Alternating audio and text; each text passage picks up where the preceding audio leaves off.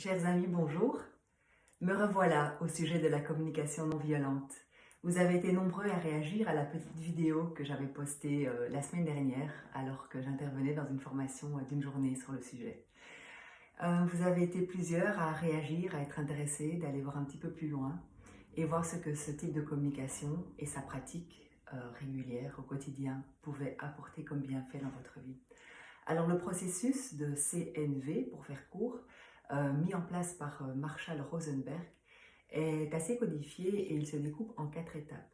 L'étape numéro 1 est l'observation. Qu'est-ce que j'observe chez moi quand je dis ceci ou quand je reçois un message? La deuxième étape est quelles sont les sensations qui s'invitent en moi, dans mon corps? Qu'est-ce que je ressens? Quelles sont les émotions qui apparaissent?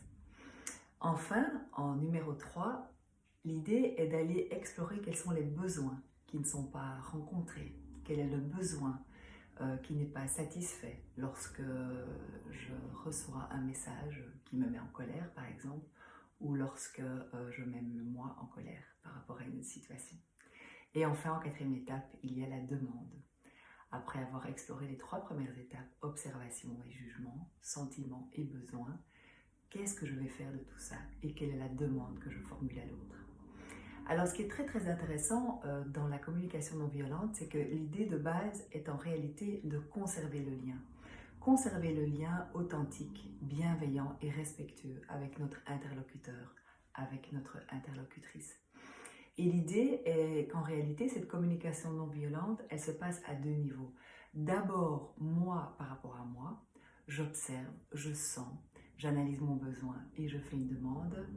Et elle s'applique aussi à l'observation des sentiments que je vois peut-être chez l'autre, pointer le bout de leur nez, peut-être au fait de deviner quel est peut-être le besoin chez l'autre qui n'est pas rencontré.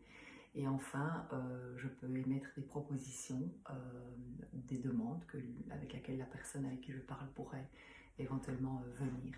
Voilà, donc gardez bien à l'esprit cette double boucle, d'abord de soi à soi et ensuite de soi à l'autre.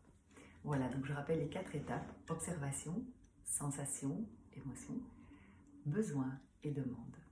Je vous reviendrai pour une autre capsule bientôt, peut-être avec des lectures sur le sujet et puis surtout avec quelques cas bien pratiques. À bientôt!